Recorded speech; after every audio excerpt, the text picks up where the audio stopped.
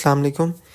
इस प्लेलिस्ट में मैं आपको सिखाऊंगा कि आपने किस तरह से अपने प्रोजेक्ट को क्लीन आर्किटेक्चर में बनाना है, किस तरह से आपने अपनी फ़ाइल्स को, फ़ोल्डर्स को किस तरह से आपने आर्किटेक्ट करना है, कौन कौन सी लेयर होंगी आपके प्रोजेक्ट में, किस तरह से आपकी फ़ाइल मैनेज होंगी, फ़ोल्डर बनेंगे। इन सारी चीज़ों को हम इस प्लेलिस्ट के अंदर एक एक करके चीज़ों को हम देखते जाएंगे। ठीक है, शुरू हम करेंगे बेसिक लेवल से। जो हमारा प्रोजेक्ट होगा अभी फ़िलहाल के लिए वो बिल्कुल एक सिंपल प्रोजेक्ट होगा। उसके अंदर हम अपनी एपीआई से डाटा लेंगे, सर्वर के ऊपर अगर कोई एरर आता है हम उस चीज़ को हैंडल करेंगे और हम सीखेंगे कि हमने किस तरह से अपने प्रोजेक्ट को आर्किटेक्ट करना है। हमने इस तरह से अपने प्रोजेक्ट को बनाना है कि इन फ्यूचर अगर आपने उस प्रोजेक्ट को बड़ा भी करना है तो आप उसको बहुत इजीली कर सकते हैं। मतलब कि कोई भी चीज़ उसके अंदर बाउंड नहीं होगी, लूज़ कपलिंग होगी पूरे प्रोजेक्ट में। आप एक मॉड्यूल को हटा भी सकते हैं, कोई मॉड्यूल ऐड कर सकते हैं। ये सारी चीज़ें हम एक एक करके शुरू करेंगे और हम इसको मज़ीद बढ़ाते जाएंगे। तो ज़्यादा टाइम हम थ्योरी पे नहीं लगाएंगे, हम ज़्यादा टाइम प्रैक्टिकल के ऊपर ही लगाएंगे, क्योंकि प्रैक्टिकल से ही सही तरह से समझ आती है। थ्योरी में हमें बस एक ऊपर से ओवरव्यू मिल जाता है लेकिन हमें करना नहीं आता। तो इसलिए हम ज़्यादा टाइम जो स्पेंड करेंगे वो अपना प्रैक्टिकल करके स्पेंड करेंगे। लेकिन उससे पहले हम थोड़ी सी थ्योरी देख लेंगे। जैसे ये आपके सामने एक प्रेजेंटेशन खुली है, इसके अंदर मैं आपको लेयर्स के बारे में एक ओवरव्यू दे दूँगा। फिर उसके बाद जब हम करना शुरू करेंगे तो मैं एक एक चीज़ को आपको एक्सप्लेन करता जाऊँगा ताकि आपको अच्छे तरीके से हर चीज़ की समझ आ जाए। तो देखिए हमारे पास टोटल 3 लेयर होती है। एक होती है प्रेजेंटेशन लेयर, एक होती है डोमेन लेयर, एक होती है डाटा लेयर। अब जो आपकी प्रेजेंटेशन लेयर होती है ना, प्रेजेंटेशन लेयर के अंदर आपकी यूआई से रिलेटेड जो चीज़ें हैं, जैसे आपका ब्लॉग हो गया, आपकी फाइल्स, स्क्रीन वाली फाइल्स होगी, या आपके जो विजिट्स हो गए, वो सारी चीज़ें आनी है आपकी प्रेजेंटेशन लेयर के अंदर। उसके बाद जो आपकी डोमेन लेयर है, डोमेन लेयर को आप समझें कि जैसे ये एक नाम से ही वाज़ेह कर रहा है कि डोमेन, कि मतलब कि ये जो मॉड्यूल है, इस मॉड्यूल के अंदर क्या क्या चीज़ें होंगी वो डोमेन लेयर बताएगी। और इस डोमेन लेयर के अंदर 3 चीज़ें होंगी। एक होगी रिपोजिटरी, दूसरी यूज़ केस, तीसरी एंटिटीज।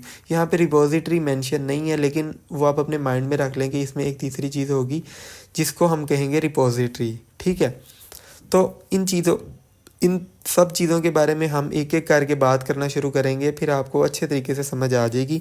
लेकिन अभी फ़िलहाल के लिए मैं आपको थोड़ा सा एक्सप्लेन कर देता हूँ कि जो हमारी रिपोजिटरी होगी, रिपोजिटरी के अंदर वो मेथड्स आएंगे जो कि आपके इस मॉड्यूल के अंदर होंगे। उसके बाद जो यूज़ केस हो गए, यूज़ केस उन्हीं मेथड्स को, जो मेथड आपने रिपोजिटरी में डिफ़ाइन किए हैं, यूज़ केसेस उन्हीं मेथड को मज़ीद एक्सटेंड कर रहे होंगे कि ये मेथड का क्या रिटर्न किस तरह से कॉल होगी। इन सारी चीज़ों को यूज़ केस डील कर रहा होगा। अभी आपने सिर्फ एक चीज़ को ओवरव्यू लेना है, हम इन चीज़ों को बहुत इन डेप्थ देखेंगे। उसके बाद आती है एंटिटीज़। एंटिटीज़ में एक आपका बहुत बेसिक लेवल का मॉडल होगा जो कि सिर्फ बता रहा होगा कि इस लेयर के अंदर जो ये मेथड है, ये मेथड ये चीज़ रिटर्न कर रहा है, ये वाला मेथड ये चीज़ रिटर्न कर रहा है। इसके अंदर हम अपना एक बेसिक लेवल का मॉडल डिफ़ाइन करते हैं। और उसके बाद अब हम आते हैं अपनी डाटा लेयर की तरफ। डाटा लेयर में भी रिपोजिटरी होती है। उसके बाद ये हमारा डाटा सोर्स होगा और तीसरी चीज़ यहाँ पे होगा मॉडल। ठीक है, अब देखिए मैंने आपको बताया कि डोमेन लेयर में भी एक रिपोजिटरी होगी, डाटा लेयर में भी एक रिपोजिटरी है। तो इन दोनों रिपोजिटरी में क्या डिफरेंस है ये हम आगे चल के देखेंगे, क्योंकि अभी मैं आपको बता दूंगा तो आपको समझ नहीं आएगी। तो फ़िलहाल के लिए आप बस इन चीज़ों को देखें कि दोनों में रिपोजिटरी होगी। उसके बाद ये जो डाटा सोर्स है ये क्या होगा, जो हमारी बाहर की दुनिया के साथ डील करेगा, कि मतलब उसने सर्वर से डाटा लेना है या आपकी लोकल स्टोरेज से कोई डाटा लेना है, तो ये हमारा डाटा सोर्स उन चीज़ों के साथ डील कर रहा होगा। इसके बाद इसमें तीसरी चीज़ आएगी मॉडल। अब ये जो मॉडल होगा ये थोड़ा सा एक्सटेंड हुआ मॉडल होगा और इस मॉडल के अंदर फ्रॉम जेसन, टू जेसन, इस तरह के जो भी मेथड्स होंगे वो सारे मेथड आपके इसके अंदर आ रहे होंगे, इस मॉडल के अंदर। ठीक है, ये थ्योरी थी, बेसिक थ्योरी थी जो कि अभी आपको पता होनी चाहिए। फ़िलहाल के लिए हम इन चीज़ों को मज़ीद बढ़ाते जाएंगे लेकिन अभी आप सिर्फ इतना ही याद रखें। अब हम चलते हैं अपने एंड्रॉयड स्टूडियो के अंदर और अब हम अपना प्रोजेक्ट बनाएंगे। हमने प्रोजेक्ट को किस तरह से आर्किटेक्ट करना है, किस तरह से हमने उसको मैनेज करना है, ये सारी चीज़ें अब हम देखेंगे। तो मैं जाता हूँ जल्दी से अपने फाइल सिस्टम के अंदर और यहाँ पे हम एक न्यू फोल्डर बनाते हैं। इस फोल्डर का मैं नाम रख दूँगा क्लीन आर्किटेक्चर और यूट्यूब। ठीक है, अब मैं यहाँ पे अपना टर्मिनल ओपन करता हूँ, यहाँ से मैं मूव कर जाता हूँ डेस्कटॉप पे। ठीक है, और एक सेकंड, मुझे नया टर्मिनल खोलना चाहिए। यहाँ से मैंने टर्मिनल ओपन किया, CD desktop, CD clean architecture, और अब इसके अंदर हम एक प्रोजेक्ट बनाते हैं, फ्लटर क्रिएट क्लीन आर्किटेक्चर और यूट्यूब। ठीक है, तो ये हमारा एक न्यू प्रोजेक्ट क्रिएट हो रहा है। तो अभी हमारा प्रोजेक्ट क्रिएट हो चुका है। अब हम चलते हैं अपने एंड्रॉयड स्टूडियो के अंदर। यहाँ पे जाके हम अपने प्रोजेक्ट को, जो भी हमने क्रिएट किया है, उसको हम ओपन कर लेते हैं। मैं डेस्कटॉप में गया, यहाँ पे इसको मैंने ओपन कर लिया। ठीक है, तो अब आप देखें जो मेरा प्रोजेक्ट है, इसके अंदर अभी सिर्फ हमारे पास एक मेन डॉट डार्ट फाइल है। तो मैं क्या करता हूँ, मैं इतने हिस्से को, अभी हम फ़िलहाल के लिए इसको जल्दी से क्रोम पे ही रन कर लेते हैं।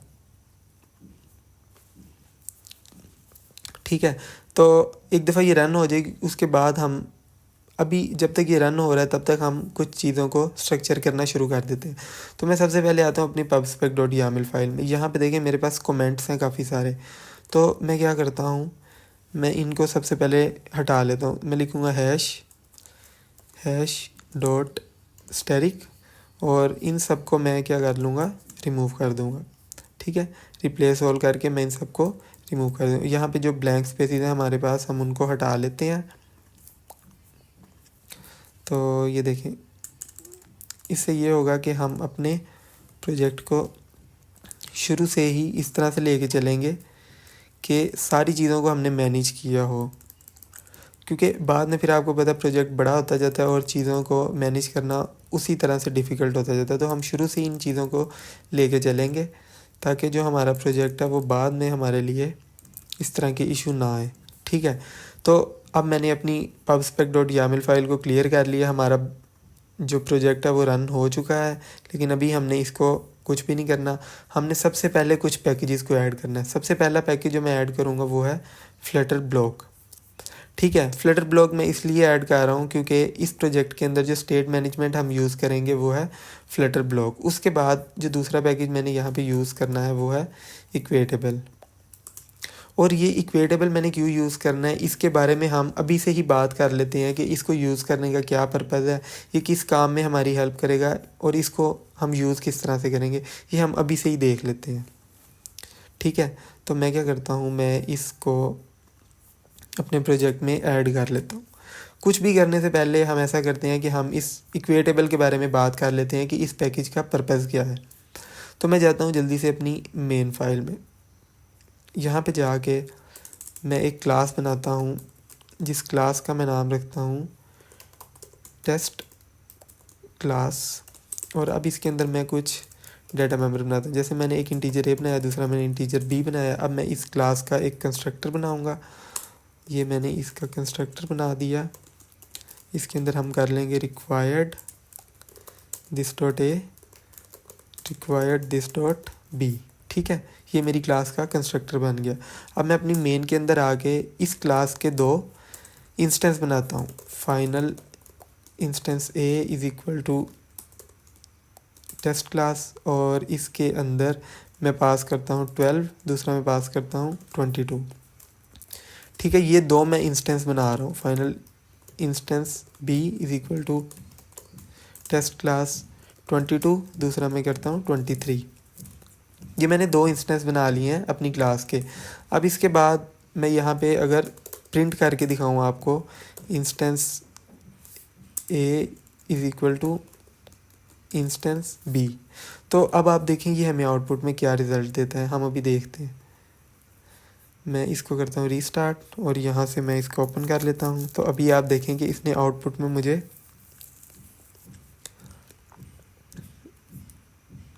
इसको हम कट करते हैं और इसको हम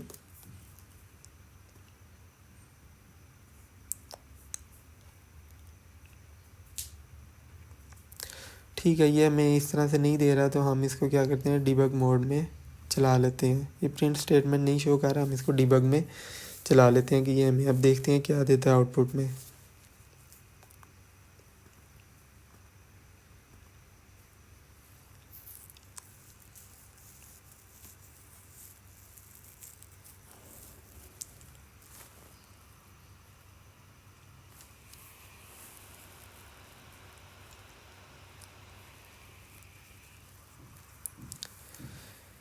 एक सेकंड बस ये रन हो जाए, उसके बाद हम इक्वेटेबल के बारे में बात करके फिर हम आगे चल पड़ेंगे कि किस तरह से इक्वेटेबल पैकेज को ऐड करने का क्या पर्पज़ था हमारा। अब देखें यहाँ पे एक इंस्टेंस क्रिएट हुआ है, मैं इसको फॉरवर्ड करता हूँ, फिर फॉरवर्ड करता हूँ और अब देखें आउटपुट में हमें क्या मिला, फॉल्स। तो अभी आप सोच रहे होंगे कि ठीक है ये दो इंस्टेंस बनाए हैं, अंदर इनकी वैल्यू डिफरेंट है तो इसने हमें फॉल्स दे दिया, कोई मसला नहीं। मैं अगर इसको ऐसे कर दूँ 12 और 22, अब तो ये दोनों सेम हो गए ना, तो अब तो इसको हमें ट्रू देना चाहिए। लेकिन अब हम देखते हैं कि ये हमें आउटपुट में क्या देता है।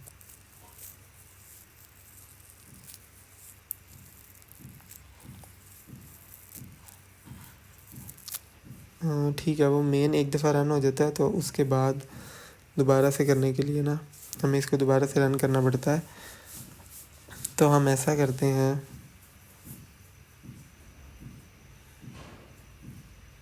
एक दफ़ा दोबारा से रन कर लेते हैं।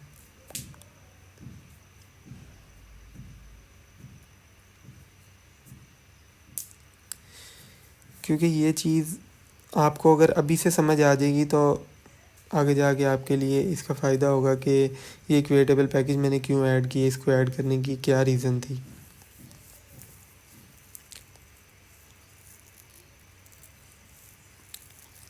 देखें अभी भी इसने मुझे आउटपुट में क्या रिटर्न किया, फॉल्स रिटर्न किया।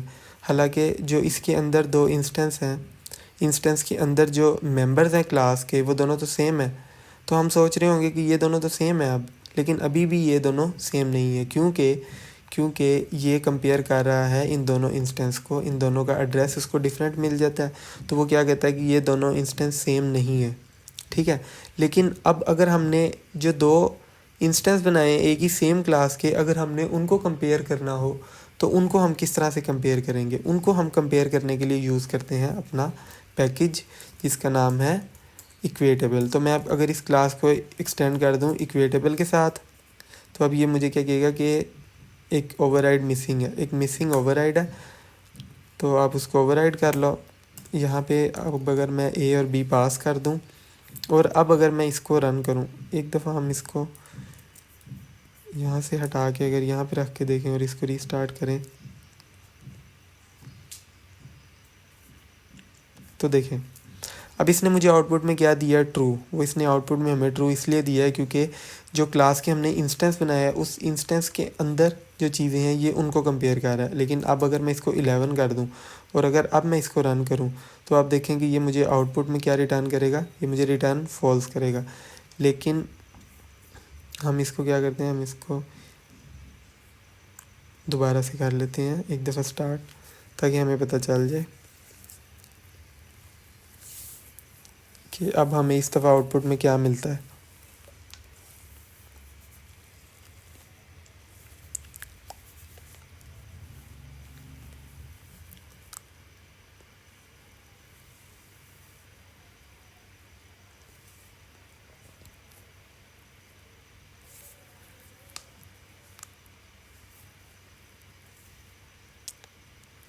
यहाँ पे अब हमारा प्रोजेक्ट रन हो गया है। हम देखते हैं कि हमें आउटपुट में क्या आ रहा है। देखिए अब इसने मुझे आउटपुट में फ़ॉल्स रिटर्न किया। फ़ॉल्स इसने इसलिए रिटर्न किया क्योंकि ये इंस्टेंस के अंदर की चीज़ों को कंपेयर कर रहा है और ये कह रहा है कि अब ये दोनों इक्वल नहीं रहे, तो इसने इसलिए हमें फ़ॉल्स रिटर्न कर दिया। ठीक है, तो इक्वेटेबल पैकेज को ऐड करने का ये पर्पज़ है कि जब हमने जो दो इंस्टेंस बनाए हैं हम उनके अंदर जो वैल्यूज़ हैं उनको कंपेयर करना चाह रहे हैं, उस वक़्त हम इस चीज़ को यूज़ करते हैं। इसको हम इस तरह से भी, इसका एक और भी तरीका, हम इक्वेटेबल पैकेज के बगैर भी इसको कर सकते हैं, लेकिन फिर हमें इक्वल टू ऑपरेटर जो है हमें इसको ओवरराइड करना पड़ेगा, फिर जाके ये काम करेगा उस तरह से। तो इसलिए हमने इस इक्वेटेबल पैकेज को यूज़ किया। ठीक है, तो मैंने इक्वेटेबल पैकेज को अभी सिर्फ आपको बताया है कि हम इसको किस काम के लिए यूज़ करते हैं। हम इसको प्रोजेक्ट में कैसे यूज़ करेंगे उसके बारे में बात हम अभी आगे चल के करेंगे, लेकिन उससे पहले हम ऐसा करते हैं कि हम अपना जो फोल्डर स्ट्रक्चर है ना वो बना लेते हैं। तो हमारे पास जो सबसे पहला फ़ोल्डर बनेगा ना, सबसे पहला फ़ोल्डर हमारा होगा कोर, और कोर के अंदर आएंगी हमारी सारी कॉमन चीज़ें, मतलब जो भी एक्सटेंशंस, जो भी आपने एक्स्ट्रा चीज़ें बनानी है जो कि आपकी प्रोजेक्ट में किसी मॉड्यूल से रिलेटेड नहीं है, मतलब जैसे कोई सर्विस लेयर है, इस तरह की जो भी सारी चीज़ें हैं वो सब आएंगी आपकी कोर के अंदर, ठीक है। उसके बाद जो आपकी प्रोजेक्ट से रिलेटेड फ़ाइल हैं, जैसे आपके मॉड्यूल्स हैं ऑथेंटिकेशन का, चैटिंग का, इस तरह के जो भी मॉड्यूल्स हैं वो सारे मॉड्यूल आएंगे आपके सोर्स के अंदर। मैं इनको कोर और सोर्स नेमिंग देता हूँ, आप कोई भी जो आपको अच्छा लगे आप वो दे सकते हैं, ठीक है। अब मैं जाता हूँ कोर के अंदर। कोर के अंदर हम सबसे पहली जो चीज़ बनाएंगे वो होगी हमारी एरर्स, ठीक है। एरर्स के अंदर अब हम दो फाइल बनाएंगे, एक होगी एक्सेप्शंस और दूसरी होगी हमारी फेलियर्स, ठीक है। ये मैंने दो फाइल्स बना ली। अब हम शुरू करेंगे एक्सेप्शन से, ठीक है। हम अभी फ़िलहाल के लिए जो हम प्रोजेक्ट बनाएंगे उसमें हम एपीआई के साथ डील कर रहे होंगे, तो हम अभी के लिए सिर्फ एक ही एक्सेप्शन यूज़ कर सकते हैं, लेकिन मैं दो एक्सेप्शन बनाऊंगा, एक सर्वर एक्सेप्शन और एक कैश एक्सेप्शन। कैश एक्सेप्शन मैं इसलिए बनाऊंगा क्योंकि हमने इसको फर्दर फ्यूचर में प्रोजेक्ट को मज़ीद बड़ा करना है, तो फ़िलहाल के लिए हम दोनों एक्सेप्शन बना लेते हैं। लेकिन हम अभी जो कैश एक्सेप्शन है उसको हम अभी यूज़ नहीं करेंगे, लेकिन हम अभी बना लेंगे। तो अभी फ़िलहाल के लिए मैं आपको एक्सेप्शन बना के दिखाता हूँ। सबसे पहली जो एक्सेप्शन होगी हमारी वो होगी सर्वर एक्सेप्शन,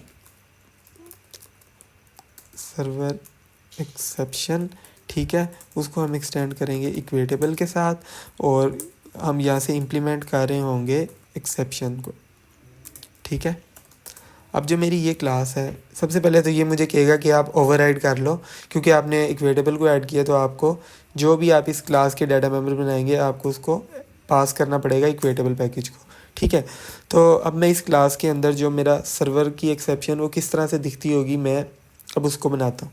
अच्छा, उसके अंदर मेरे पास दो चीज़ें होंगी, एक फाइनल इंट स्टेटस कोड होगा, दूसरा होगा उसके अंदर फाइनल स्ट्रिंग मैसेज, ठीक है। अब मैं इस क्लास का एक कंस्ट्रक्टर बनाता हूँ, ठीक है। तो कंस्ट्रक्टर बनाने के लिए हम यहाँ पे इसी से ही हम कंस्ट्रक्टर बना लेते हैं। ऐसा करते हैं, ये कंस्ट्रक्टर बन गया मेरा, ठीक है। इसको हम ये देखें, अब जो हमने वेरी गुड एनालिसिस को ऐड किया था ना, उसका हमें फ़ायदा ये है कि ये देखें, अब ये मुझे सबसे पहले तो कह रहा है कि कांस्टेंट मॉडिफायर ऐड करो। अब उसके बाद हम इसको क्या करते हैं, ये मैंने बल्कि नहीं, ये जो कांस्टेंट है ना, ये तो फ्लटर का लिंटर वैसे भी दिखाता है, लेकिन जो चीज़ मैं आपको बताना चाह रहा था ना वो ये थी कि ये देखें, अब अगर ये डाटा मेंबर्स है ना, इनको मैं उठा के ऐसे नीचे लिख दूँ, एक सेकंड, हमारा लिंटर ना अभी सही तरह से, हाँ, हमने एक पैकेज के बारे में मैंने बात करनी थी जो कि अभी मैंने ऐड ही नहीं किया, ठीक है। तो वो उस पैकेज को भी हम अभी से देख लेते हैं। देखिए, मैंने ओपन किया हुआ था लेकिन हमने उसको ऐड नहीं किया, तो हम उस पैकेज को भी देख लेते हैं, अभी से ही ऐड कर लेते हैं। और ये जो पैकेज है वेरी गुड एनालिसिस, इसको हम ऐड करेंगे एज ए डेव डिपेंडेंसी। उसके बाद हम इसको गेट कर लेते हैं एक दफ़ा, ठीक है। और इसके बाद जो आपने एक नेक्स्ट चीज़ ऐड करनी है अपने प्रोजेक्ट में, इन 4 लाइंस को आपने कॉपी करना है और आपने अपने प्रोजेक्ट के अंदर आके एनालिसिस ऑप्शन में पूरी फाइल को सिलेक्ट करके यहाँ पे इसको पेस्ट कर देना है, और उसके बाद आप एक दफ़ा पब गेट कर लें, ठीक है। अब देखें, अब मैं आपको बताता हूँ कि इसका हमें फ़ायदा क्या होगा। तो अब अगर देखें, अब अगर मैं इनको उठाऊँ और उठाकर यहाँ पे ऊपर लिखूँ, तो अब देखेंगे ये यहाँ पे मुझे एक चीज़ दिखा रहा है कि जो आपका कंस्ट्रक्टर है ना, आपका जो कंस्ट्रक्टर है उसको आप दूसरे मेंबर से ऊपर मूव कर लें, ठीक है। तो अब देखें ये एरर चला गया। ये वाला जो पैकेज है, इस पैकेज को ऐड करने का हमें ये फ़ायदा होता है कि ये इस तरह के जो भी छोटे मोटे एरर आएंगे ना, ये आपको एक तो दिखाता जाएगा, फिर उसके बाद इसकी एक कमांड भी है, उस कमांड को अगर आप रन कर देंगे तो जो भी आपके प्रोजेक्ट में कोई इस तरह के इश्यूज़ होंगे ये खुद ही उनको रिजॉल्व कर देगा, ठीक है। अब मैं यहाँ पे स्टेटस कोड पास कर देता हूँ, दूसरा मैं मैसेज यहाँ पे पास कर देता हूँ। ये मेरी बन गई पहली एक्सेप्शन। इसको मैं कॉपी करता हूँ और इसका नाम हम रख देंगे कैश एक्सेप्शन, ठीक है। अब ये मैंने अपनी दोनों एक्सेप्शन बना ली। एक मेरी सर्वर एक्सेप्शन आ सकती है या मेरी कैश एक्सेप्शन आ सकती है। सर्वर एक्सेप्शन उस वक्त आएगी जिस वक्त सर्वर फेलियर हुआ है। कैश एक्सेप्शन अगर आपकी स्टोरेज से कोई इशू आ गई। ठीक है, अब हम चलते हैं अपनी फेलियर्स की तरफ। तो अब हम अपनी फेलियर वाली क्लास को बनाना शुरू करेंगे कि हमारी फेलियर किस तरह की होगी। ठीक है, तो मैं क्या करता हूँ, मैं सबसे पहले अब ये जो फेलियर क्लास है ना, ये बहुत इंपॉर्टेंट क्लास है। इसको हमने आगे जाके बहुत जगह पे यूज़ करना है। तो आप इसको समझ लें कि ये जो मैं फेलियर क्लास बना रहा हूँ, इसको हमने आगे जाके यूज़ भी करना है। ये बगैर पर्पज़ के नहीं है। ये मैंने शुरू इसीलिए यहाँ से किया है क्योंकि कुछ फाइल्स इस तरह की है जो आपने जब भी अपना प्रोजेक्ट क्लीन आर्किटेक्चर में बनाना है तो इन फाइल्स ने हमेशा ऐड होना ही होना है। ठीक है, तो इसीलिए हम इनको स्टार्ट में ही बना लेते हैं ताकि बाद में फिर हमें इनको ना बनाना पड़े। हमने स्टार्ट में ये सारी चीज़ें बनाई हों। ठीक है, तो मैं क्या करता हूँ, अब मैं अपनी फेलियर क्लास बनाता हूँ एब्स्ट्रैक्ट, और ये मेरी एब्स्ट्रैक्ट क्लास होगी। एब्स्ट्रैक्ट क्लास के बारे में आपको पता है कि ये सिर्फ एक ब्लूप्रिंट होता है। तो ये जो मेरी फेलियर क्लास होगी ये तो एक ब्लूप्रिंट होगी, लेकिन इसको मज़ीद आगे दो तरह के फेलियर एक्सटेंड कर रहे होंगे, एक सर्वर फेलियर और दूसरा कैश फेलियर। ठीक है, अभी फ़िलहाल के लिए मैं अपनी फेलियर क्लास बनाता हूँ और इसको मैं एक्सटेंड कर देता हूँ इक्वेटेबल के साथ। ठीक है, अब इस क्लास के अंदर दो चीज़ें हैं, final string message, final int status code. ठीक है, अब मैं इसका कंस्ट्रक्टर बनाता हूँ। ठीक है, अब देखें, अब ये मुझे यहाँ पे ओवरराइड नहीं दे रहा क्योंकि ये तो एक एब्स्ट्रैक्ट क्लास है। तो अभी लेकिन मुझे चाहिए है वो, तो मैं क्या करता हूँ, अभी के लिए एब्स्ट्रैक्ट को हटाता हूँ और यहाँ पे इसको मैं ओवरराइड कर लेता हूँ। एब्स्ट्रैक्ट क्लास बना ली मैंने। अब मैं इधर आता हूँ, यहाँ पे मैसेज, दूसरा स्टेटस कोड। अब देखें कि ये मैंने नेमिंग कन्वेंशन के किया ना, तो अब ये मुझे देखें वो उसका भी एरर बता रहा है कि आपको लोअर कैमल केस में यूज़ करना चाहिए। तो इसलिए अब मैंने ये बना लिया। अब हम क्या करते हैं,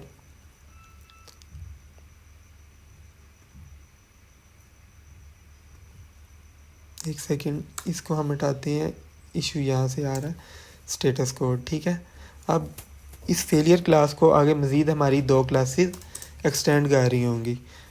पहली क्लास है हमारी सर्वर फेलियर और वो एक्सटेंड करेगी किसको, फेलियर को।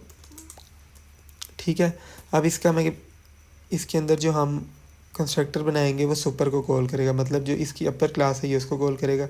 यहाँ पे हम कांस्टेंट ऐड कर देते हैं। अब हम इसका एक नेम्ड कंस्ट्रक्टर बनाएंगे। नेम कंस्ट्रक्टर बनाने के लिए हम क्लास का नाम लेते हैं।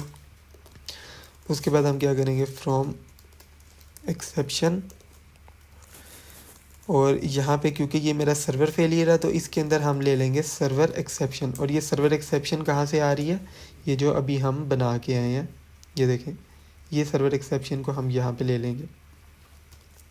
ठीक है, अब हम अपना कंस्ट्रक्टर कंप्लीट करते हैं। सबसे पहली चीज़ आएगी मैसेज, उसमें हम क्या करेंगे, सर्वर एक्सेप्शन डॉट मैसेज, दूसरा है status code, server exception dot status code. तो ये मेरा पहली तरह की फेलियर होगी कंप्लीट। अब हमने दूसरी फेलियर बनानी है जो कि है कैश फेलियर। ठीक है, तो अब मैं यहाँ से इनके नेम को अगर चेंज कर दूँ तो ये मेरी कैश फेलियर आ गई। ठीक है, अब मैंने अपनी फेलियर्स को कंप्लीट कर लिया।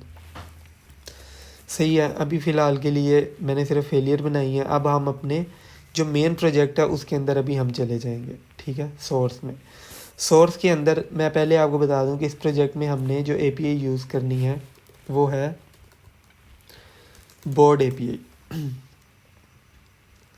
और ये एपीआई किस तरह से काम करती है ये अभी मैं आपको इसको यूज़ करके दिखाता हूँ कि ये किस तरह से काम करेगी। तो हम यहाँ से इस एपीआई के एंड पॉइंट को करते हैं कॉपी, यहाँ पे जाके मैं इसको पेस्ट करके आगे एक्टिविटी लिख के अगर मैं इसको अब एंटर करूँ तो ये देखें ये क्या करती है, ये एपीआई हमें इस तरह के रैंडम मैसेजेस रिटर्न करती है। मतलब कि इस एपीआई का पर्पज़ ये है कि आप बोर हो रहे हैं तो ये एपीआई आपको रैंडम मैसेजेस रिटर्न करेगी। ठीक है, इस एपीआई का ये पर्पज़ है। सही है, तो अब हम चलते हैं अपनी पहले मॉड्यूल के अंदर। जो हमारा पहला मॉड्यूल होगा ना, उस मॉड्यूल का मैंने सोचा है कि हम उसका नाम रखेंगे अनबोर्ड। ठीक है, तो हम ऐसा करते हैं, हम एक पैकेज बनाते हैं, उस पैकेज का नाम हमने रख दिया अनबोर्ड। ठीक है, अब इसके अंदर जो 3 लेयर्स हैं, हम उन तीनों लेयर्स के फोल्डर बनाना शुरू करते हैं। पहला मैंने आपको बताया था डाटा लेयर, दूसरा मैंने आपको बताया था कि होगा डोमेन लेयर, तीसरा हमने थ्योरी में देखा था कि होगी प्रेजेंटेशन लेयर। अब हम डोमेन लेयर, अच्छा, जब भी आपने क्लीन आर्किटेक्चर में काम करना शुरू करना है, आपने हमेशा शुरू करना है अपनी डोमेन लेयर से। ठीक है, अपनी डोमेन लेयर से। डोमेन लेयर के अंदर मैंने आपको बताया था हमारे पास 3 चीज़ें होंगी। पहली चीज़ होगी रेपो, ठीक है, दूसरी चीज़ होगी आपके पास यूज़ केसेस,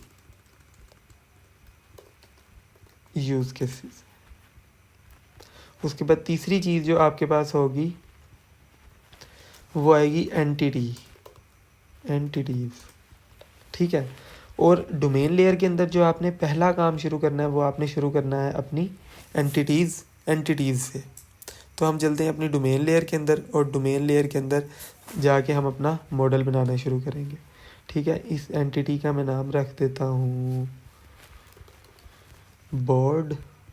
ठीक है, तो अब क्योंकि हमने अपना मॉडल बनाना है, तो हम क्या करते हैं, हम अपनी एपीआई को जो रिस्पॉन्स आया है उसको कर लेते हैं कॉपी। इसको मैं कॉपी करता हूँ और इसको ला के हम यहाँ पे ऐसे पेस्ट कर लेते हैं। ये मैंने कमेंट कर दिया। ठीक है, अब हम अपना मॉडल बनाना शुरू करते हैं। तो मैं अपने मॉडल का नाम रखूँगा क्लास लोकल बोर्ड मॉडल। इसको हम एक्सटेंड करेंगे इक्वेटेबल के साथ। इक्वेटेबल के साथ क्यों करना है, ये मैंने बात आपको भी बता दी है। ठीक है, अब जो मेरा जो ये मॉडल होगा, उसके अंदर मैंने आपको बताया एक बेसिक लेवल का मॉडल आएगा कि जो मेरी एपीआई से रिस्पॉन्स आ रहा है उसके अंदर क्या क्या चीज़ें हैं। तो जो उसके अंदर पहली चीज़ है वो है एक्टिविटी। ये देखेंगे, पहली चीज़ उसमें एक्टिविटी है, दूसरी चीज़ उसमें टाइप है, तीसरी चीज़ उसमें पार्टिसिपेंट है। इन सारी चीज़ों को हम ऐड करेंगे। दूसरी चीज़ है हमारे पास स्ट्रिंग टाइप, तीसरी चीज़ है हमारे पास फाइनल इंट पार्टिसिपेंट्स, चौथी चीज़ है हमारे पास फाइनल इंट प्राइस, उसके बाद है हमारे पास फाइनल स्ट्रिंग लिंक।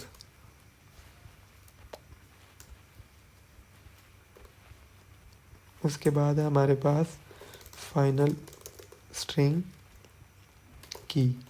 उसके बाद है हमारे पास फाइनल डबल एक्सेसिबिलिटी।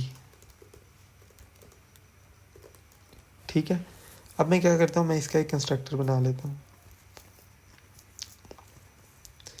ये मेरा कंस्ट्रक्टर बन गया। बस इस लेयर के अंदर, इस मॉडल के अंदर, क्योंकि मैंने आपको बताया ये एक बेसिक मॉडल होगा, तो इसके अंदर जो भी हमारी एपीआई से चीज़ें आ रही होंगी हम सिर्फ उनको डिफ़ाइन करेंगे। और अब हम यहाँ पे इसको एक एक करके पास कर देंगे। Activity, type, participants, price, link, price, और उसके बाद है की, उसके बाद है एक्सेसिबिलिटी। ठीक है, इन सारी चीज़ों को मैंने ऐड कर दी। अब यहाँ पे ये कह रहा है कि कांस्टेंट ऐड कर दे, तो हम कांस्टेंट ऐड कर देते हैं। तो अब हम इसको यहाँ से हटा देते हैं क्योंकि हमें इसकी ज़रूरत नहीं है। तो ये मेरा मॉडल बन गया। फ़िलहाल के लिए जो हमारा ये वाला मॉड्यूल है वो सिर्फ एक एपीआई से डाटा लेके आएगा, तो हम सिर्फ इसी मॉड्यूल को यूज़ करेंगे, इस वाले मॉडल को यूज़ करेंगे। ठीक है, अब हम एंटिटी के बाद जंप करेंगे अपनी रिपोजिटरी की तरफ। ठीक है, तो अब हम अपनी रिपोजिटरी के अंदर जाके रिपोजिटरी बनाते हैं, और रिपोजिटरी का मैं नाम रखूँगा बोर्ड रेपो। ठीक है, अब जो मेरी ये बोर्ड रेपो है, इस मैंने आपको बताया जो हमारी डोमेन लेयर होगी ना, हमारी डोमेन लेयर सिर्फ एक ब्लूप्रिंट होगा जो कि बता रहा होगा कि जो मेरा ये मॉड्यूल है, इस मॉड्यूल के अंदर सिर्फ ये चीज़ें हैं, ये मेथड्स हैं। तो जो मेरा ये वाली रिपोजिटरी होगी, ये वाली रिपोजिटरी भी मेरा एक ब्लूप्रिंट होगी। और ब्लूप्रिंट आपको पता है, अब ब्लूप्रिंट कह लें या इंटरफेस कह लें, तो डार्ट में तो इंटरफेस होते नहीं है, तो इसलिए हम यहाँ पे एब्स्ट्रैक्ट क्लास को यूज़ करते हैं। ठीक है, तो मैं इस क्लास को करूँगा एब्स्ट्रैक्ट क्लास, इसका नाम मैं रख दूँगा बोर्ड रेपो। ठीक है, इसका मैं कंस्ट्रक्टर बना लेता हूँ एम्प्टी। ठीक है, अब हमने क्या करना है, अब हमने अपना एक मेथड डिफ़ाइन करना है जिसका नाम होगा गेट मैसेज। ये मैंने एक मेथड डिफ़ाइन किया।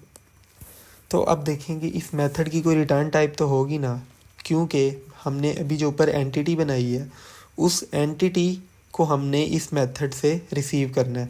तो मैं तो ये बता ही नहीं रहा हूँ अभी तो कि जो मेरा ये मेथड है ये मुझे आउटपुट में क्या रिटर्न करेगा। जैसे देखें, अगर अभी के लिए मैं ऐसा करता हूँ कि मैं इसके पीछे कर देता हूँ फ्यूचर में जो मुझे मिलेगा वो होगा ये मॉडल। ठीक है, देखें अगर फ़र्ज़ करें कि मैं इसको इस तरह से कर देता हूँ कि फ्यूचर में मैं कहता हूँ कि मुझे ये मिलेगा, लेकिन हो सकता है कि एरर आ जाए, तो मैंने तो उसको हैंडल ही नहीं किया हुआ अपनी रिपोजिटरी के अंदर कि एरर भी तो आ सकता है।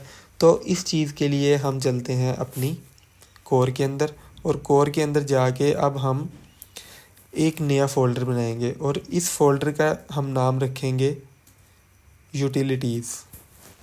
ठीक है, मैं जाता हूँ अपने कोर के अंदर, इसको हम क्लोज़ कर देते हैं फ़िलहाल के लिए। इसके अंदर मैं एक न्यू फोल्डर बनाता हूँ, कोर के अंदर बनाना है तो हम लिखेंगे इसका नाम यूटिलिटीज़। ठीक है, तो ये मेरा फ़ोल्डर बन गया यूटिलिटीज़ का। इसके अंदर अब हम डिफ़ाइन करेंगे टाइप डेफ्स। ठीक है, तो जो मेरा पहला टाइप डेफ होगा वो होगा टाइप डेफ, और उसके बाद जैसे कि मैंने आपको बताया कि हमने यहाँ पे दो चीज़ों को हैंडल करना है कि या तो मेरे पास फ्यूचर में ये आ जाएगा या फिर मेरे पास एरर आ जाएगा। मतलब दो चीज़ें आएंगी एक मेथड के रिटर्न में, दो चीज़ें। तो ये जो कॉन्सेप्ट है ये आ जाता है फंक्शनल प्रोग्रामिंग में। और फंक्शनल प्रोग्रामिंग के लिए हमारे पास एक पैकेज है जिसका नाम है डार्ट्स। तो हम इस पैकेज को यूज़ करेंगे। अभी मैं जाता हूँ pubspec.yaml में और यहाँ पे मैं सी के बाद हम इसको ऐड कर लेते हैं। एक दफ़ा हम pub get करते हैं ताकि हमारा ये पैकेज ऐड हो जाए। ठीक है, तो हमारा ये पैकेज ऐड हो गया। अब हम जाते हैं दोबारा से अपनी टाइप डेफ में। अब जो मेरी टाइप डेफ है ना उसको मैं नाम देता हूँ रिज़ल्ट फ्यूचर। ठीक है, रिज़ल्ट फ्यूचर मैंने इसको नाम दिया और अब यहाँ पे मैं टी लिखता हूँ। अभी मैंने सिर्फ टी लिखा है, आपको मैं बताता हूँ कि ये मैंने क्यों लिखा है।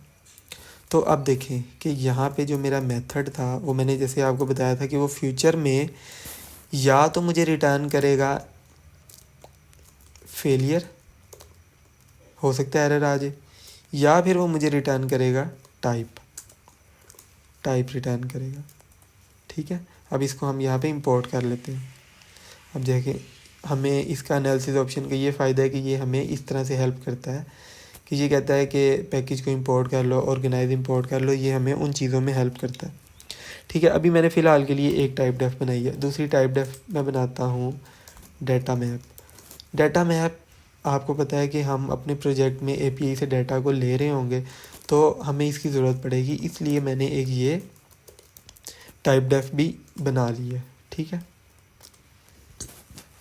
तो अच्छा अब ये देखेंगे जो रिज़ल्ट फ्यूचर मैंने बनाया है, अब मैं जाके इसको यूज़ करता हूँ अपने रिपोजिटरी के अंदर। देखें जैसे मैंने आपको बताया था कि हो सकता है कि फ्यूचर में एरर आ जाए, हो सकता है कि फ्यूचर में हमें सही डाटा मिल जाए, तो डाटा मॉडल आ जाएगा। तो अब मैं जाता हूँ यहाँ पे और इसकी जगह पे मैं लिख देता हूँ रिज़ल्ट फ्यूचर। ये मुझे कहेगा कि इंपोर्ट कर लो, मैंने इंपोर्ट कर लिया और यहाँ पे मैं इंपोर्ट्स को ज़रा ऑर्गेनाइज कर लेते हैं। अच्छा अब देखें ये मुझे क्या कह रहा है, ये कह रहा है the generic type future either failure should have explicit type argument but doesn't. मतलब वो कह रहा है कि इसके पास एक आर्गूमेंट होना चाहिए। वो इसका मतलब ये है कि ये देखें यहाँ पे मैंने टी पास किया है ना, वो ये कह रहा है कि इसके पास एक आर्गूमेंट होना चाहिए कि फ्यूचर में ये चीज़ रिटर्न करेगा, लेकिन आपने तो वो प्रोवाइड ही नहीं किया। तो अब मैं क्या कहता हूँ कि हो सकता है कि मेरे पास फ्यूचर में या तो मेरी डोमेन लेयर से यही डाटा आ जाए सही तरीके से, तो मैं यहाँ पे ये लिख दूँगा। और अब हम इसको इंपोर्ट कर लेते हैं, इसको हम पैकेज इंपोर्ट करते हैं। तो अब इस बात का क्या मतलब हुआ, अच्छा देखें यहाँ पे मैंने पास किया रिज़ल्ट फ्यूचर में लोकल बोर्ड मॉडल।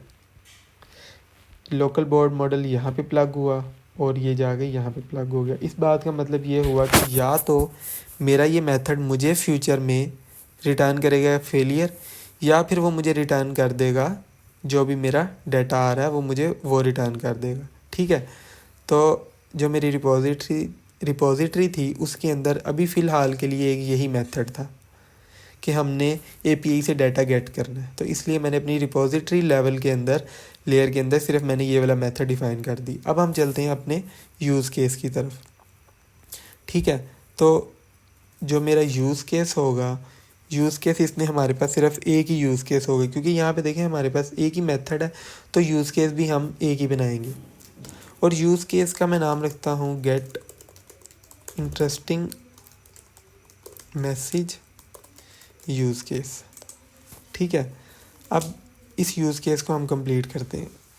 तो यूज़ केस को कंप्लीट करने के लिए हम एक क्लास बनाते हैं जिसका नाम हम रखेंगे get interesting message use case. ठीक है, अब मैंने एक क्लास बनानी है जो कि होगा यूज़ केस, और यही मेथड कॉल कर रहा होगा। अब इस यूज़ केस को बनाने से पहले एक चीज़ है जिसके बारे में मैं यहाँ पे बात करना चाहता हूँ, और उसको हम कहते हैं कॉलेबल कंस्ट्रक्टर। अब ये कॉलेबल कंस्ट्रक्टर क्या है, हम जल्दी से चलते हैं अपने डार्ट पैड पे, और अब हम कॉलेबल कंस्ट्रक्टर के कॉन्सेप्ट के बारे में बात कर लेते हैं। देखें यहाँ से मैं इतने हिस्से को रिमूव कर देता हूँ। फ़र्ज़ करें कि मैंने एक क्लास बनाई है जिसका नाम मैंने रखा है टेस्ट क्लास, और इसके अंदर मैंने कॉलेबल कंस्ट्रक्टर बना दिया है जिसका काम क्या है कि प्रिंट कर दो hello world this is a callable constructor. ठीक है, देखें मैंने एक क्लास बनाई और उस क्लास के अंदर मैंने क्या किया, मैंने एक कंस्ट्रक्टर बनाया। मैं इसको कंस्ट्रक्टर क्यों कह रहा हूँ, आप कह रहे होंगे ये तो मेथड है, लेकिन मैं कहता हूँ कि ये एक कंस्ट्रक्टर है और ये एक कॉलेबल कंस्ट्रक्टर है। किस तरह से, ये हम अभी देख लेते हैं। Final instance A is equal to test class, ये क्या आ गया मेरे पास, इंस्टेंस आ गया टेस्ट क्लास का। अब देखें, अब अगर मैं क्या करूं, मैं लिखूं इंस्टेंस ए और इसको मैं कॉल कर दूं, तो अब आप देखें मुझे आउटपुट में क्या मिलता है। मुझे आउटपुट में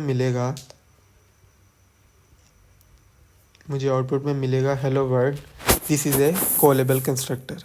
ठीक है, लेकिन अब आप सोच रहे होंगे कि इस तरह तो मैं किसी भी नाम से मेथड बना दूंगा और उसको मैं कॉल करूंगा, लेकिन नहीं। अगर आप यहाँ पे CLL कर दें, अब आप देखें अब आप इसको कॉल ही नहीं कर सकते। ये फ्लटर ने हमें एक स्पेशल टाइप का मेथड दिया है जो कि एक कंस्ट्रक्टर की तरह पे काम करता है, कि जब आप अपनी क्लास का एक इंस्टेंस बनाएंगे और आप उसको कॉल कर लें, और अगर आपने अपनी क्लास के अंदर एक कॉल नाम से कंस्ट्रक्टर बनाया हुआ है तो वो कॉल हो जाएगा उसी वक्त। अब देखें अगर अब मैं इसके अंदर पास कर देता हूँ इंटीजर a और मैं इसको कहता हूँ, तो देखें ये मुझे क्या कह रहा है, ये मुझे कह रहा है कि आपको एक आर्गुमेंट पास करना पड़ेगा। यहाँ पे मैं अगर a पास करके अब मैं इसको रन करूँ तो अब आप देखें कि आउटपुट में मुझे इसने 22 भी शो कर दिया। ठीक है, ये कॉन्सेप्ट था हमारा कॉलेबल कंस्ट्रक्टर का। सही है, अब हम चलते हैं अपने यूज़ केस की तरफ। अब हम यूज़ केस के बारे में बात कर लेंगे। तो जो हमारे यूज़ केस है ना, हमारे पास दो तरह के यूज़ केस हो सकते हैं। एक हमारे पास यूज़ केस हो सकता है कि जिसके अंदर, जैसे अब ये यूज़ केस है ना, ये यूज़ केस है, हम इस मेथड को देख के बना रहे हैं और ये क्या करता है, ये कोई भी आर्गूमेंट नहीं लेता, लेकिन ये रिटर्न एक चीज़ को ज़रूर करता है। आर्गूमेंट कोई नहीं लेता लेकिन रिटर्न ज़रूर करता है। तो हमारे पास कुछ इस तरह का भी यूज़ केस हो सकता है जो कि आर्गूमेंट लेता हो। जैसे अगर आपने साइन इन वाला करना है तो आपको यहाँ पे ईमेल और पासवर्ड को एंटर करना पड़ेगा, लेकिन अभी आपको कोई आर्गूमेंट देने की ज़रूरत नहीं है क्योंकि जो आपका यूज़ केस है उसको किसी आर्गूमेंट की ज़रूरत नहीं है। तो अब हम जाएंगे अपने कोर के अंदर, हम दो तरह के यूज़ केस पहले ही बना लेते हैं।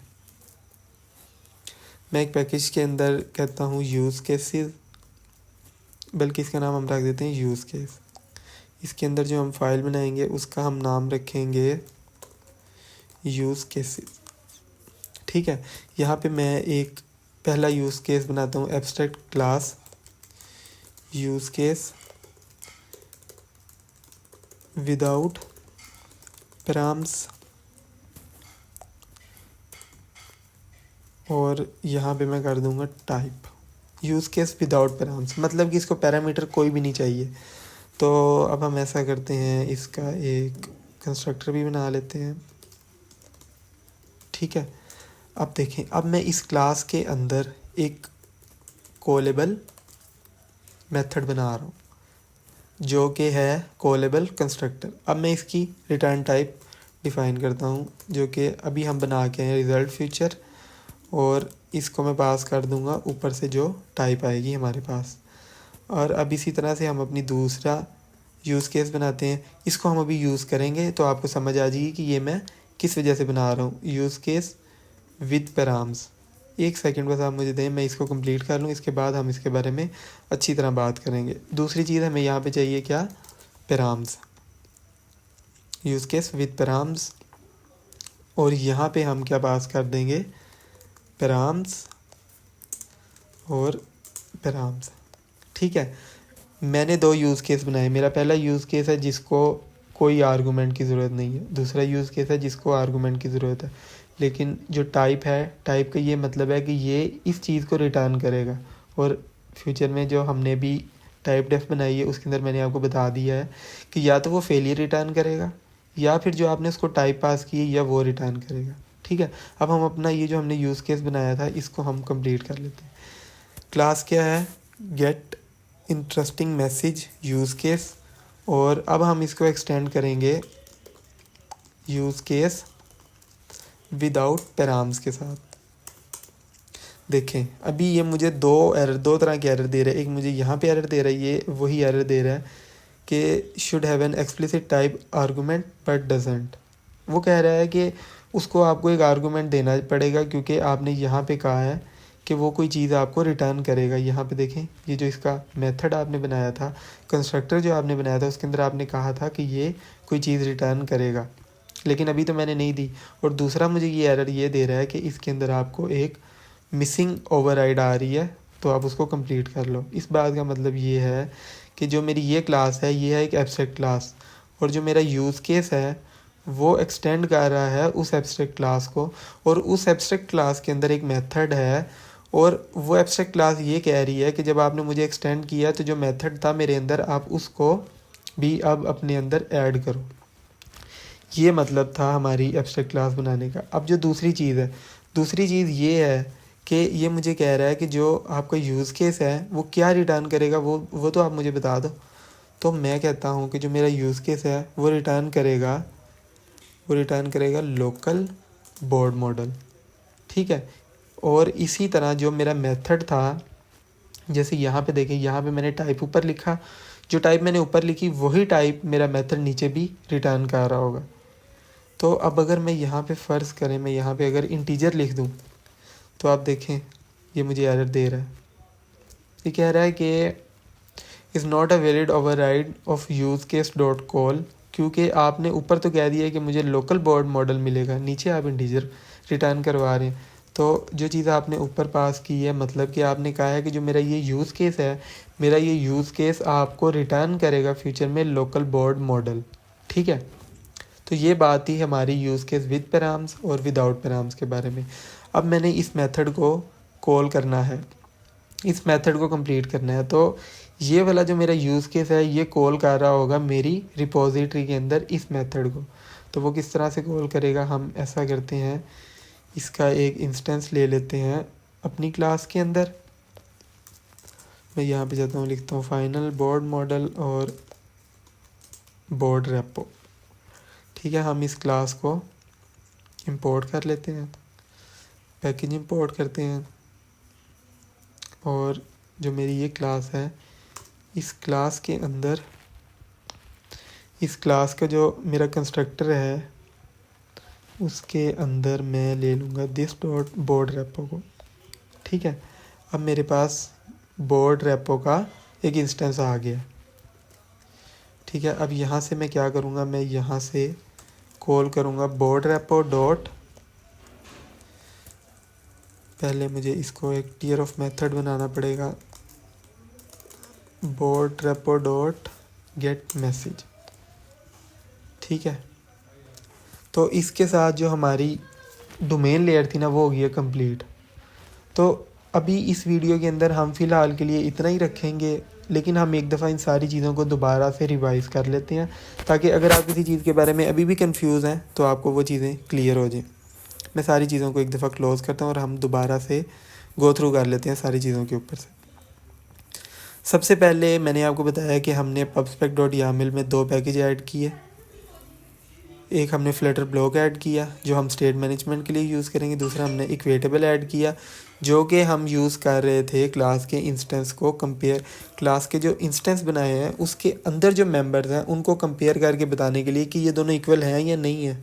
इस काम के लिए हमने इक्वेटेबल पैकेज को यूज़ किया। तीसरा जो था वो मैंने यूज़ किया डार्ट्स मैंने इसलिए यूज़ किया कि हमें लेफ़्ट और राइट में रिस्पॉन्स चाहिए, कि हो सकता है एरर आ जाए, हो सकता है हमारे पास सही डाटा आ जाए, तो इसलिए हमने इस डार्ट्स पैकेज को यूज़ किया। उसके बाद हम गए कोर में जाके हमने सबसे पहले एक्सेप्शंस बनाई।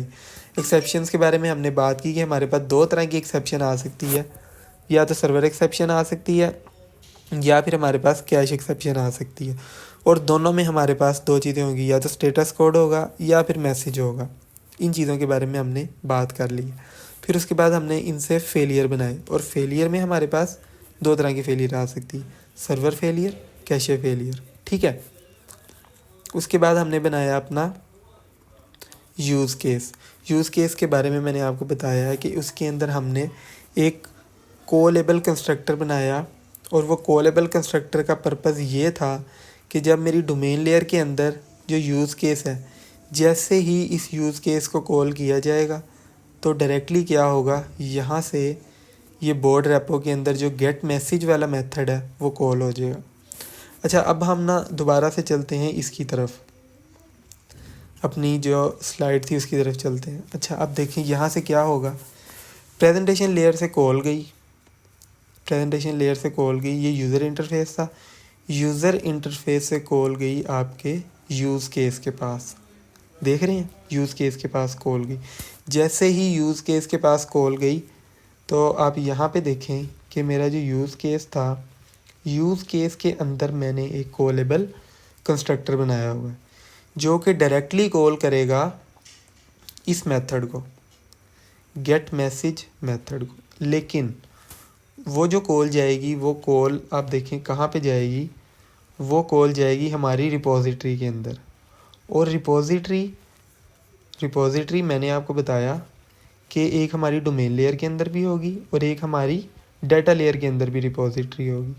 अब ये जो कॉल जाएगी, ये कॉल जाएगी डाटा लेयर में, डाटा लेयर से अब देखें, डाटा लेयर से फिर डाटा आएगा उसके पास, और वो डाटा जो भी उसको मिलेगा वो यहाँ से रिटर्न होने के बाद आपकी एंटिटीज़ के पास आएगा। एंटिटी क्या है, जो आपने अपना एक मॉडल बनाया था ये वाला, उस मॉडल से डाटा होके वापस आ जाएगा आपके पास।